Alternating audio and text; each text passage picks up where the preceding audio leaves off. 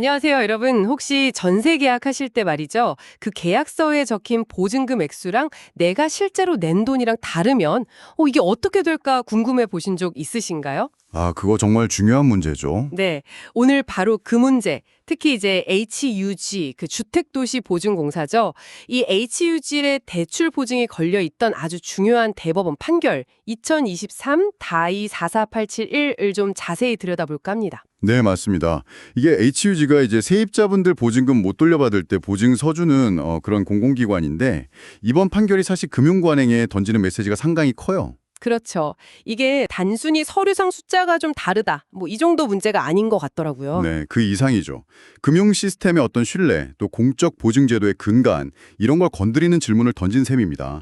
계약서 내용을 진짜 진실되게 써야 하는구나. 그게 왜 중요한지, 또 그 파급 효과가 어디까지 가는지 뭐 이런 걸 보여주는 아주 대표적인 사례라고 할 수 있겠습니다. 사건 내용을 한번 간단히 좀 짚어볼까요? 일단 원고인 은행이 있었고요. 은행 주식회사 5호가 임차인 소혜 1에게 전세 자금으로 2억 1천만 원을 빌려줬어요. 네. 근데 그때 근거가 된 전세 계약서에는 보증금이 2억 6천4백만 원이라고 딱 적혀 있었던 거죠. 네, 맞습니다. 그리고 이제 HUG가 이 대출에 대해서 보증을 선 거고요. 그런데 여기서 이제 문제가 생긴 거죠. 실제로는 임차인이 임대인 소혜 2한테는 총 보증금이 대출받은 2억 1천만 원에다가 자기 돈 2천만 원 더 보태서 총 2억 3천만 원 이게 전부였던 거예요. 아, 그러니까 계약서 금액이랑 실제 금액이랑 3,400만 원이나 차이가 났던 거네요. 그렇죠. 꽤 큰 차이죠. 결국 이제 임차인이 만기가 됐는데 대출금을 못 갚으니까 은행은 당연히 보증을 선 HUG한테 돈 달라고 청구를 했겠죠. 네, 뭐 절차대로 한 거죠. 여기서부터 이제 HUG랑 은행이랑 입장이 좀 갈리기 시작하는데 HUG는 왜 보증을 못 해주겠다고 한 건가요? HUG 보증 약관에요. 아주 중요한 조항이 하나 있습니다. 이른바 면책 조항이라는 건데요. 면책 조항이요. 네, 쉽게 말하면 이런 경우에는 우리가 보증 책임 안 집니다 하는 내용이에요. 구체적으로 보면 임차인이 사기 또는 허위의 전세 계약으로 보증부 대출을 받았을 때 그때는 HUG가 책임을 면한다 이렇게 딱 되어 있거든요. 아하. HUG는 바로 이 사건 계약이 이 허위의 전세 계약에 해당한다 이렇게 주장을 한 거죠. 계약서 금액이 실제랑 다르니까요. 아, 그러니까 액수가 부풀려졌으니 그게 허위 계약이다. 이런 논리군요. 근데 제가 알기로는 1심, 2심 법원에서는 좀 다르게 봤다고 들었는데요. 네, 맞아요. 하급심, 그러니까 원심 판단은 조금 달랐습니다. 어쨌든 실제로 2억 3천만 원이라는 보증금이 오고 갔으니까 그 범위 안에서는 임대차 계약 자체는 유효하게 성립된 거 아니냐 이렇게 봤어요. 아, 계약 전체가 뭐 완전히 가짜는 아니다. 그렇죠. 그런 취지죠. 그래서 HUG가 완전히 책임을 벗어날 수는 없다 이렇게 판단을 했습니다.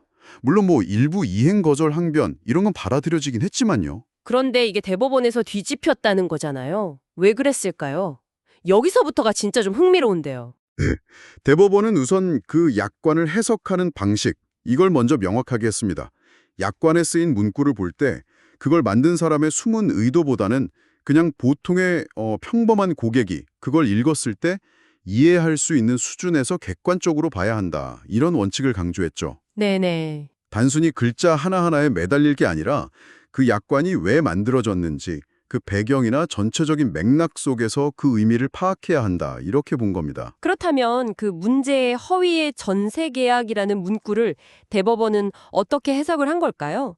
계약서 내용 중에 일부만 달라도 허위가 될 수 있다 이런 건가요? 네, 정확히 그렇습니다. 대법원은 계약 내용 전부가 거짓말일 필요는 없다고 봤어요. 일부 내용이 허위인 경우도 여기에 포함될 수 있다는 거죠. 아, 일부만 허위여도요? 네. 다만 여기서 되게 중요한 기준을 하나 제시합니다. 뭐 아주 사소한 거짓말, 뭐 예를 들어 오타라든지 이런 것까지 다 문제 삼으면 대출해준 금융기관이 너무 예상치 못한 피해를 볼 수 있으니까요. 그쵸? 그래서 그 허위 사실이라는 것이 보증 계약을 할지 말지 또 만약 한다면 얼마까지 보증해 줄지 이런 걸 결정하는데 영향을 미칠 만한 중요 사항에 대한 것이어야 한다. 이렇게 딱 기준을 세웠습니다. 아, 중요 사항에 대한 허위. 그렇군요. 그럼 이 사건에서 그 부풀려진 전세 보증금 액수가 왜 그 중요 사항에 해당한다고 본 걸까요? 그냥 액수가 좀 다른 거, 그 이상으로 어떤 의미가 있었던 걸까요? 네, 대법원은 크게 두 가지 핵심 이유를 들었습니다. 첫째, 임차인이 왜 계약서상 보증금을 부풀렸을까? 그 이유를 생각해 보면 아마도 더 많은 대출을 받기 위해서였을 가능성이 아주 크다는 거죠. 그렇죠.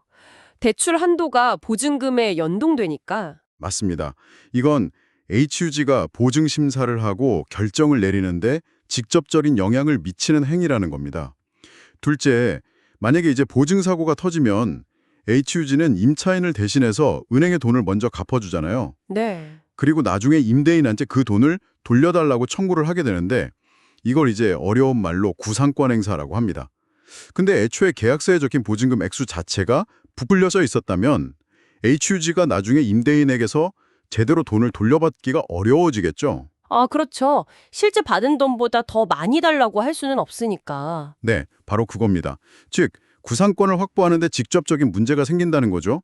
이런 이유들 때문에 부풀려진 보증금 액수는 단순한 실수가 아니라 보증계약의 근간을 흔드는 중요 사항에 대한 허위라고 판단을 한 겁니다. 와, 그러니까 이게 실제 돈이 일부 오갔다고 해도요.